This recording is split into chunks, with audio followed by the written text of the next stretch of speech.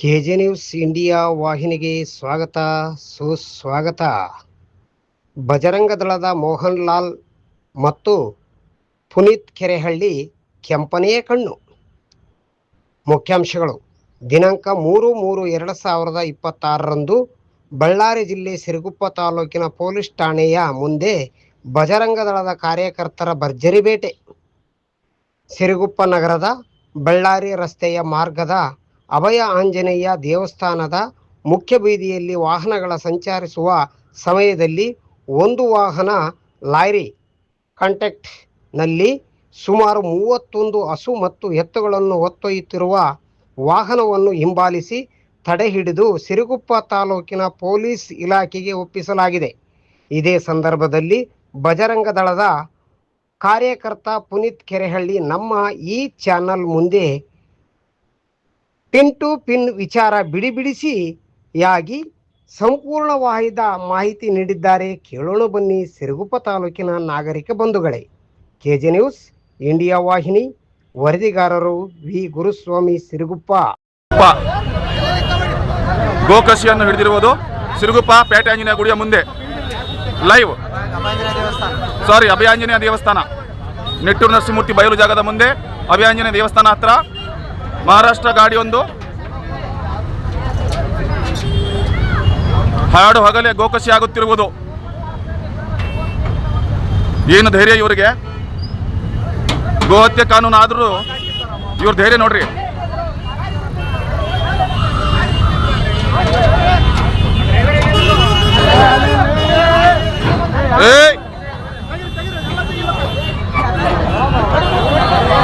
ಯಾರು ಮೈ ಮುಟ್ಬಾರ್ರಿ, ಯಾರು ಮೈ ಮುಟ್ಬಾರ್ರಿ. ದೂರಿರಿ, ಎಲ್ಲಾರು ದೂರಿರಿ, ಎಲ್ಲಾರು ದೂರ ಇರ್ಬೇಕು, ಸ್ವಲ್ಪ ದೂರ ಇರ್ಬೇಕು. ದಯವಿಟ್ಟು ಕೈ ಮುಗಿತ ದೂರಿರಿ.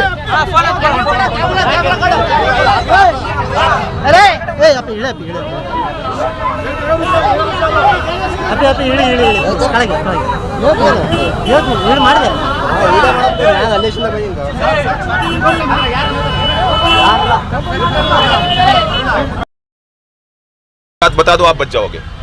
आपको गाड़ी बुकिंग किसने किया? कहाँ से गाड़ी बुकिंग किया? निप्पानी में. निप्पानी का ये गाड़ी महाराष्ट्र का नहीं, सब ये कर्नाटक का गाड़ी है. गाड़ी कर्नाटक का है. निप्पानी में आप बुकिंग कहाँ पे की है? गाड़ी कहाँ पे लोड की है? निप्पानी में मार्केट में. मार्केट कौन सा market? RMC market. RMC market. Market के अंदर से या मार्केट के पीछे से? अंदर से. मार्केट के अंदर से. वहाँ गोदाम है? हाँ, अंदर बाजार भरता ना. हाँ, बैल का बाजार भरता ना. हाँ, वो मार्केट में. वो मार्केट में. वो भरने वाला दलाल कुछ नंबर तो होगा आपके पास? नहीं, उसका दलाल. तो आपको किसने किराया बात किया? मालिक के पास ये रैयत लेकर था ना सर. हाँ, वो रैयत ले लगा के उधर बंद दिया था. हाँ, हम उधर से रात में लोड करके. ठीक. नहीं, आपको ट्रांसपोर्ट किराया के लिए किसने भेजा? गाड़ी तो किराया बात किया होगा ना? नहीं, वो खास गाड़ी है, वो मालिक का खास गाड़ी है. खास ये मालिक का ही गाड़ी है, मालिक ने भेजा है. मालिक मालिक का नाम क्या है? अंजुमन. आबिद. वो कहाँ के? निपानी के ही है? नहीं. हाँ, वो इसका केरला का. वो केरला का है. केरला से आके निपानी में धान भर के लेके जा रहा है. देखो, आपका गलती नहीं. आपको किराया बोला, आप आए, लेकिन आपकी गलती ये है कहीं की गाड़ी में स्टीयरिंग नहीं पकड़ना है. बहुत बड़ा गलती. ये गुखाना काम है. अपनी अम्मा को करना, कहीं को पकड़ना, एक ही बात है. देखो, ये लिखो. निपानी से आया. कहाँ जा रहे हो? आंध्रा. कहाँ? किसने भेजा आपको? वो माल उधर खरीदा था, इधर लेके चलो बोले. आप निपानी से आए हैं, आंध्रा जा रहे हैं. गाड़ी महाराष्ट्र का है. और कितना गाड़ी है आपका? हमारा एक ही है. पक्की बात बोल देना. और एक गाड़ी था तुम्हारे साथ? नहीं, हमारे मालिक का एक ही है. वो भी पकड़ेंगे. अभी रुको.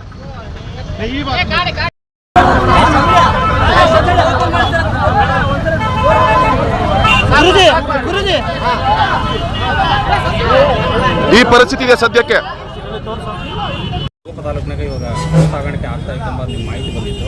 ಇದು ಗೋ ಸಾಗಾಣಿಕೆ ಅಲ್ಲ, ಅಕ್ರಮವಾಗಿ ಕಸಾಯಿಖಾನೆಗೆ ಹಿಂಸಾತ್ಮಕವಾಗಿ ಕಂಟೈನರ್ನೊಳಗಡೆ ನೋಡಿ, ಸುಪ್ರೀಂ ಕೋರ್ಟ್ನ ಆದೇಶ ಇದೆ. ಯಾವುದೇ ಕ್ಲೋಸ್ ಕಂಟೈನರ್ಗಳಲ್ಲಿ, ಮುಚ್ಚಿದ್ದ ಕಂಟೈನರ್ಗಳಲ್ಲಿ ಯಾವುದೇ ರೀತಿಯಲ್ಲಿ ಗೋವುಗಳನ್ನು ಸಾಗಿಸುವಂತಿಲ್ಲ. ಅದು ಸಾಕೋದಕ್ಕಾಗ್ಲಿ ಮತ್ತೆ ಯಾವುದಕ್ಕೆ ಆಗಲಿ ಅದನ್ನು ಸಾಗಿಸೋ ಆಗಿಲ್ಲ. ಆದರೆ ಪ್ರತಿದಿನ, ಯಾವತ್ತೋ ಒಂದು ದಿನದ ಕಥೆ ಅಲ್ಲ ಇದು. ಪ್ರತಿದಿನ ಹುಬ್ಳಿಯ ಕಿತ್ತೂರು ಸಂತೆಯಿಂದ, ಕಿತ್ತೂರು ಹತ್ರ ನಡೆಯೋ ಸಂತೆಯಿಂದ, ಬೆಳಗಾವಿನ ಸಂತೆಯಿಂದ, ಬಾಗಲಕೋಟೆ ಸಂತೆಯಿಂದ, ಬಿಜಾಪುರದ ಸಂತೆಯಿಂದ, ಕಲಬುರಗಿಯಿಂದ, ಸೋಲಾಪುರದಿಂದ ದಿನ ನಿತ್ಯ ಸಾವಿರಾರು ಗಾಡಿಗಳು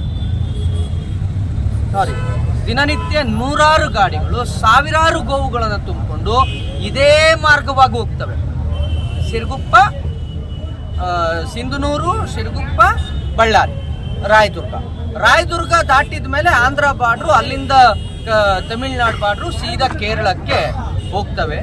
ಆದರೆ ಪ್ರತಿ ಸ್ಟೇಷನ್ನು, ಪ್ರತಿ RTO ಆಗಿರ್ಬೋದು, ಅಲ್ಲಿ ನಿಂತ್ಕೊಂಡಿರ್ತಾರೆ. ಎಲ್ಲ ಚೆಕ್ ಪೋಸ್ಟ್ಗಳಲ್ಲಿ RTO ಅಧಿಕಾರಿಗಳು ನಿಂತಿರ್ತಾರೆ, ಆಮೇಲೆ ಕಮರ್ಷಿಯಲ್ ಟ್ಯಾಕ್ಸ್ ಡಿಪಾರ್ಟ್ಮೆಂಟ್ನವ್ರು ನಿಂತಿರ್ತಾರೆ, ಪೊಲೀಸ್ನವ್ರು ನಿಂತಿರ್ತಾರೆ. ಯಾರು ಕೂಡ ಇದನ್ನ ಗಮನ ಹರಿಸೋದಿಲ್ಲ. ಕಾನೂನು ಬಾಹಿರ ಚಟುವಟಿಕೆಯಾದ ಇದನ್ನ, ಸಂವಿಧಾನ ಬಾಹಿರ ಚಟುವಟಿಕೆ ಆದಂತ ಇದನ್ನ ಯಾವತ್ತೂ ಕೂಡ ತಡೆಯೋದಿಲ್ಲ. ನೋಡಿ, ಸಂವಿಧಾನದ ಅನುಚ್ಛೇದ 48ರಲ್ಲಿ ಆರ್ಟಿಕಲ್ 48ನಲ್ಲಿ ಬಾಬಾ ಸಾಹೇಬ್ ಅಂಬೇಡ್ಕರ್ ಅವರು ಇವತ್ತಲ್ಲ ಅವತ್ತು ಸಂವಿಧಾನ ಬರಿಬೇಕಾದ್ರೆ ಬರೆದಿದ್ದಾರೆ. ಉಳುವ ದನಗಳನ್ನು, ಹಾಲು ಕೊಡುವ ಆಕಳುಗಳನ್ನು ವಧಿಸುವುದನ್ನು ಆಯಾ ರಾಜ್ಯ ಸರ್ಕಾರಗಳು ನಿಷೇಧಿಸಬೇಕು, ಆ ದೇಶೀಯ ತಳಿಗಳನ್ನು ರಕ್ಷಿಸಬೇಕು ಅಂತ. ಇವತ್ತು ನೀವು ಏನು ನಾವು ಸಿರುಗುಪ್ಪದಲ್ಲಿ ಇವತ್ತು ಬಜರಂಗ ದಳದ ವತಿಯಿಂದ ನಮಗೆ ಮಾಹಿತಿ ಬಂದು ಗಾಡಿ ತಪ್ಪಿಸ್ಕೊಂಡು ಓಡಾಡ್ತಾ ಇತ್ತು. ಒಂದು ಗಾಡಿಯನ್ನು ನಾವು ಹೊಸಪೇಟೆ ಭಾಗದಲ್ಲಿ ತಡೆದ್ರೆ ಇನ್ನೊಂದು ಗಾಡಿ ಕಣ್ ತಪ್ಪಿಸ್ಕೊಂಡು ತುಂಬ ರ್ಯಾಶ್ ಡ್ರೈವಿಂಗ್ ಮಾಡಿಕೊಂಡು ಆ ಚಾಲಕ ಅದನ್ನು ತಗೊಂಡು ಬರಬೇಕಾದ್ರೆ ಬಜರಂಗ ದಳದ, ಸಿರುಗುಪ್ಪದ ಬಜರಂಗ ದಳದ ಯುವಕರು ಎಲ್ಲರೂ ಕೂಡ ಸೇರಿ ಆ ಗಾಡಿಯನ್ನು ಇವತ್ತು ತಡೆದು ನಿಲ್ಲಿಸಿ ಪೊಲೀಸರ ಸಹಾಯದೊಂದಿಗೆ ಅದನ್ನು ಸುರಕ್ಷಿತವಾಗಿ ಸೈಡಿಗೆ ನಿಲ್ಲಿಸಿ ಪರಿಶೀಲಿಸಿದ್ರೆ ಅದ್ರ ಒಳಗಡೆ ಎಷ್ಟು ಹಿಂಸಾತ್ಮಕವಾಗಿ, ಎಷ್ಟು ಕ್ರೂರವಾಗಿ, ಒಂದು ಎತ್ತು ನಿಂತ್ಕೋಬೇಕು ಅಂದ್ರೆ 24 ಚದರ ಅಡಿ ಬೇಕು. ಗಾಡಿ ಇರೋದು ಎಷ್ಟು ಚದರ ಅಡಿ, ಎಷ್ಟು ಸ್ಕ್ವೇರ್ ಫೀಟ್ ಇದೆ, ಅದು ಎಷ್ಟು ಎತ್ತುಗಳನ್ನು ತುಂಬಿದ್ದಾರೆ. ಎಲ್ಲವೂ ದೇಸಿ ತಳಿಗಳನ್ನ ಬಹಳ ಹಿಂಸಾತ್ಮಕವಾಗಿ ತುಂಬಿಕೊಂಡು ಹೋಗ್ತಿದ್ದಾರೆ. ಮತ್ತೆ ಅಷ್ಟೇ ಕಸಾಯಿ ಖಾನೆಗಳು ಇಲ್ಲಿದ್ದಾವೆ. ನಾನು ನೇರವಾಗಿ ಹೇಳ್ತಾ ಇದ್ದೀನಿ, ಇದು ಏನಾದರೂ ಹೀಗೆ ಮುಂದುವರೆದ್ರೆ, ಇವತ್ತೇನು ಇಲ್ಲಿ ಸೇರಿದ್ದೀವಿ ಈ ಸಂಖ್ಯೆ ಅಲ್ಲ, ಇವತ್ತೇನು ಆ ಗಾಡಿಯನ್ನು ವಿಶ್ವ ಹಿಂದೂ ಪರಿಷತ್ ಬಜರಂಗ ದಳ ಪ್ರತಿ ತಾಲೂಕಿನಲ್ಲಿದೆ. ಅವನು ಇಮ್ರಾನ್ ಅನ್ನೋನು ವಾಹನದ ಓನರ್ ಯಾರಿದ್ದಾನೆ, ನೀನು ಯಾವುದೋ ರೂಟ್ನಲ್ಲಿ ತಪ್ಪಿಸ್ಕೊಂಡು ಹೋಗ್ತೀನಿ, ಈ ರೂಟ್ನಲ್ಲಿ ಕಾರ್ಯಕರ್ತರಿಲ್ಲ, ಆ ತಾಲೂಕಿನಲ್ಲಿ ಕಾರ್ಯಕರ್ತರಿಲ್ಲ ಅಂತ ಅನ್ಕೊಂಡ್ರೆ ಅದು ನಿನ್ನ ಮೂರ್ಖತನ. ಪ್ರತಿ ತಾಲೂಕಿನಲ್ಲೂ ಹಿಂದೂ ಕಾರ್ಯಕರ್ತರಿದ್ದಾರೆ, ಪ್ರತಿ ತಾಲೂಕಿನಲ್ಲೂ ಬಜರಂಗ ದಳ ಇದೆ. ಎಲ್ಲ ಕಾರ್ಯಕರ್ತರು ಕೂಡ ನಿಮ್ಮ ಈ ಏನು ಅಕ್ರಮ ಗೋಸಾಗಾಣಿಕೆ ಇದೆ ಅದನ್ನ ನಾವು ತಡಿತೀವಿ. ಸಂವಿಧಾನದ ರಕ್ಷಣೆ ನಮ್ಮ ಕರ್ತವ್ಯ. ಈ ಮಾಫಿಯಾ ಇಲ್ಲಿಗೆ ನಿಲ್ಲಲ್ಲ, ಇದನ್ನು ಯಾವುದೇ ಕಾರಣಕ್ಕೂ ನಾವು ಈ ತರ ಹಿಂಸೆಗೆ ಒಳಪಡಿಸಕ್ಕೆ ನಾವು ಬಿಡಲ್ಲ ಅಂತೀರಾ? ಈ ಮಾಫಿಯಾ ನಡೆಯೋದೆ ಆಡಳಿತದಿಂದ, ಈ ಮಾಫಿಯಾ ನಡೆಯೋದೆ ಅಲ್ಲಿ ಎಲ್ಲ ರೀತಿ ಅವ್ರಿಗೆ ಬೇಕಾಗಿರ್ತಕ್ಕಂಥ ಹಣವನ್ನ ಅಲ್ಲಲ್ಲಿ ಕೊಡೋದ್ರಿಂದನೇ ಈ ಮಾಫಿಯಾ ನಡೀತಾ ಇರೋದು. ಇಲ್ಲ ಅಂತ ಅಂದ್ರೆ ಈಗ ಸಿರುಗುಪ್ಪದಲ್ಲಿ ಒಂದು ಬೈಕ್ ಹಿಡಿಯೋ ಅಂತವ್ರಿಗೆ ಒಂದು ಲಾರಿ ಗೊತ್ತಾಗೋದಿಲ್ವಾ, ಒಂದು ಕಂಟೈನರ್ ಗೊತ್ತಾಗೋದಿಲ್ವಾ? ನೀವ್ ಹೇಳ್ಬೇಕು, ಅದನ್ನ ನಾವಲ್ಲ. ಕೇಳಿ ನೋಡಿ, ಅತಿ ಹೆಚ್ಚು ಕಸಾಯಿಖಾನೆಗಳು ಕೂಡ ಇದಾವೆ ಇಲ್ಲಿ. ಮುಂದಿನ ಹೋರಾಟ ಯಾವ ರೀತಿ ಇರುತ್ತೆ? ನಾವು ಅದನ್ನೇ ಹೇಳ್ತಾ ಇದೀವಲ್ಲ, ಇವತ್ತು ನೀವು ಇದನ್ನ ಸಂವಿಧಾನವನ್ನ ರಕ್ಷಣೆ ಮಾಡುವುದು ಪ್ರತಿಯೊಬ್ಬ ಪ್ರಜೆಯ ಕರ್ತವ್ಯ. ಅದು ಯಾರೋ ಒಬ್ರಿಗೆ ನಾವು ದತ್ತು ಕೊಟ್ಟಿಲ್ಲ ಅಥವಾ ಯಾರೋ ಒಬ್ರಿಗೆ ಅಧಿಕಾರಿಗಳಿಗೆ ಅಂತ ಇಲ್ಲ. ನಾನು ಒಬ್ಬ ಪ್ರಜೆಯಾಗಿ ಸಂವಿಧಾನದ ರಕ್ಷಣೆ ನನ್ನ ಕರ್ತವ್ಯ. ನೀವು ಮಾಡ್ಲಿಲ್ಲ ಅಂತ ಅಂದ್ರೆ ಅದನ್ನ ನಾವು ಮಾಡ್ಬೇಕಾಗುತ್ತೆ. ನೀವು ಅಕ್ರಮ ಕಸಾಯಿಖಾನೆಗಳನ್ನ ಸಿರುಗುಪ್ಪದಲ್ಲಿ ಮುಚ್ಚಿಸ್ಲಿಲ್ಲ ಅಂತ ಅಂದ್ರೆ ನಾವು ಬರ್ತೇವೆ. ಈಗ ಇಲ್ಲಿ ಕೂತ್ಕೊಂಡಿದೀವಿ, ನಾಳೆ ಅಲ್ಲಿ ಕೂತ್ಕೊಳ್ತೇವೆ. ಕಸಾಯಿಖಾನೆಗಳನ್ನು ಮುಚ್ಚತಕ್ಕಂಥ ಜವಾಬ್ದಾರಿ ಯಾರಿಗೆ? ಪೊಲೀಸ್ ಅಧಿಕಾರಿಗಳು, ಜಿಲ್ಲಾಧಿಕಾರಿಗಳು, ತಾಲೂಕ್ ತಹಸೀಲ್ದಾರ್ ಮಾಡಬೇಕು. ಎಲ್ಲೋ ಬ್ಯಾಡದೇ ಇರೋ ಕೆಲಸಗಳಿಗೆಲ್ಲ ಹೋಗ್ತೀರಿ, ಯಾವುದೋ ಅನ್ಯ ವಿಚಾರಕ್ಕೆಲ್ಲ ತಲೆ ಹಾಕೋ ತಹಸೀಲ್ದಾರಿಗೆ ನಿಮ್ಮ ಕಣ್ಣು ಮುಂದೆ ನಡೀತಾ ಇರ್ತಕ್ಕಂಥ, ನಿಮ್ಮದೇ ತಾಲೂಕಿನಲ್ಲಿ ನಡೀತಾ ಇರ್ತಕ್ಕಂಥ ಅಕ್ರಮ ಕಸಾಯಿಖಾನೆಗಳು. ಸಂಕ್ರಾಂತಿ ಹಬ್ಬದ ದಿವಸ ನಾವು ಗೋವನ್ನು ಪೂಜೆ ಮಾಡ್ತೇವೆ, ಅವರು ಅಲ್ಲಿ ಅದೇ ಹಬ್ಬದ ದಿವಸ ಆ ಗೋವುಗಳನ್ನು ಕಡ್ದು ನೆತ್ತಾಕ್ತಾರೆ ಅಂತ ಅಂದ್ರೆ ನಮ್ಗೆ ಧಾರ್ಮಿಕ ಭಾವನೆ ಇದೆಯಲ್ಲ, ನಮಗೊಂದು ಭಾವನೆ ಇಲ್ಲ, ಹಿಂದೂಗಳಿಗೂ ಒಂದು ಭಾವನೆ ಇದೆಯಲ್ಲ, ನಮಗೂ ಅದನ್ನ ನೋಡಿದಾಗ ನೋವು ಆಗುತ್ತೆ. ಆಯ್ತು, ನಮ್ಮ ಭಾವನೆಗಳಿಗೆ ಬೆಲೆ ಕೊಡ್ಬೇಡ್ರಪ್ಪ. ಯಾಕೆಂದ್ರೆ ಕಾಂಗ್ರೆಸ್ ಸರ್ಕಾರ ಇದೆ, ಹಿಂದೂಗಳ ಭಾವನೆಗೆ ಬೆಲೆ ಇಲ್ಲ, ಸಂವಿಧಾನಕ್ಕಾದ್ರೂ ಬೆಲೆ ಇದೆಯಲ್ಲ. ಕಾಂಗ್ರೆಸ್ ಬಿಜೆಪಿ ಅನ್ನೋದಕ್ಕಿಂತ ಗೋವುಗಳನ್ನ ರಕ್ಷಣೆ ಮಾಡೋದು ಬಹಳ ಇಂಪಾರ್ಟೆಂಟ್ ಅಲ್ವಾ? ಮಾಡ್ತಿಲ್ವಲ್ಲ. ಹಾಗಾದ್ರೆ ಪೊಲೀಸ್ನವ್ರನ್ನ ತಡೆದಿದ್ಯಾರು, ತಹಸೀಲ್ದಾರರನ್ನ ತಡೆದಿದ್ಯಾರು, ಜಿಲ್ಲಾಧಿಕಾರಿಗಳನ್ನ ತಡೆದಿದ್ಯಾರು? ನಮಗೆ ಅದಕ್ಕೆ ಆನ್ಸರ್ ಬೇಕಲ್ಲ. ನಿಮ್ಮನ್ನ ಯಾರು ತಡೆದಿಲ್ವಾ? ನೀವು ಹೋಗಿ ಮತ್ತೆ ಅಕ್ರಮ ಕಸಾಯಿಖಾನೆ ಮುಚ್ಚಿಸಿ. ಈಗ ಈ ಕ್ಷಣ ಹೇಳಿ, ನನ್ನ ತಾಲೂಕಿನಲ್ಲಿ ತಹಸೀಲ್ದಾರರು ಅಥವಾ ಇನ್ಸ್ಪೆಕ್ಟರ್ ತನ್ನ ವ್ಯಾಪ್ತಿಯಲ್ಲಿ ಇವರೇ ಹೇಳಿ, ನನ್ನ ವ್ಯಾಪ್ತಿಯಲ್ಲಿ ಒಂದು ಕಸಾಯಿಖಾನೆ ತೋರಿಸು ಅಂತ ನಾನು ತೋರಿಸ್ತೀನಿ. ಈಗ ಥ್ಯಾಂಕ್ ಯು ಸರ್. ಒಟ್ಟಾರೆ ಸಿರುಗುಪ್ಪ ಜನತೆ ಈಗ ಒಟ್ಟಾರೆಯಾಗಿ ಈಗ ಗೋವುಗಳನ್ನ ಏನೋ ಆ ಕಂಟೈನರ್ ಹಿಡಿದು ಇದು ಮಾಡಿದಿರಾ? ಮುಂದೆ ಆ ಊಟನ ಯಾವ ಕಡೆ ಸಾಗಾಣಿಕೆ ಮಾಡಿಸ್ಬೇಕಂತ ಅಥವಾ ಅದನ್ನ ಗೋಶಾಲೆಗೆ ಬಿಡಬೇಕು ಮತ್ತು ಅಗತ್ಯ ಕ್ರಮ ತೆಗೆದುಕೊಳ್ಬೇಕು. ನಾನು ಮತ್ತೆ ಹೇಳ್ತಾ ಇದ್ದೀನಿ, 3-4 ದಿನದಲ್ಲಿ ಕಂಟೈನರ್ ಏನಾದ್ರು ಬಿಟ್ಟಿದ್ದೆ ಆದ್ರೆ ನೀವು ಸರಿಯಾಗಿ PF ಹಾಕ್ತೆ 4 ದಿನದಲ್ಲಿ ಅವನು ಏನೇನ್ ಮಾಡ್ತೀರಿ, ಯಾವ್ಯಾವ ಪೊಲೀಸ್ನವರು ಯಾವ್ಯಾವ ತರ ನೀವು ಮಾಡ್ತೀರಿ ಅನ್ನೋದು ನಂಗೆ ಗೊತ್ತಿದೆ. ನಾನು ಅದಕ್ಕೆ ಒಳಗೆ ಬಂದಿಲ್ಲ, ನಾನು ಅದಕ್ಕೆ ಸ್ನೇಹ ಮಾಡೋಕ್ ರೆಡಿ ಇಲ್ಲ. ನಾವು ನಿಮ್ ಜೊತೆ ಚೆನ್ನಾಗಿ ಮಾತಾಡೋಕ್ ನನ್ ಮೇಲೆ ನನಗೆ ಇಷ್ಟ ಇಲ್ಲ. ಯಾಕೆ ಅಂತಂದ್ರೆ 4 ದಿನದಲ್ಲಿ ಗಾಡಿ ರಿಲೀಸ್ ಆಗತ್ರಿ. 4 ದಿನದಲ್ಲಿ ಹೋಗಿ ಹೇಳಿ ನೋಡೋಣ. ಯಾರು ಒಬ್ಬ ರೈತ, ನಾನು ಇಲ್ಲಿರೋ ಎಲ್ಲರನ್ನೂ ಕೇಳ್ತೀನಿ, ಯಾರಾದ್ರೂ ಒಬ್ಬ ರೈತ ಹೌದು ನಾವ್ ಹಿಂಗೆ ತುಂಬ್ಕೊಂಡು ಹೋಗ್ತೀವಿ ಅಂತ ಹೇಳಿ. ಆ ಬಾಲನ ಎಳೆದು ಮ್ಯಾಕ್ ಕಟ್ಟಿದಾರ್ರಿ. ಬಾಲ ಎಳೆದು ಮ್ಯಾಕೆ ಒಂದು ಕೊಂಬು ಒಂದು ಚುಚ್ಕೊಂತಾ ಇದೆ, ಒಂದು ಕಣ್ಣಿಲ್ಲ, ಅದು ರಕ್ತ ಬರ್ತಾ ಇದೆ.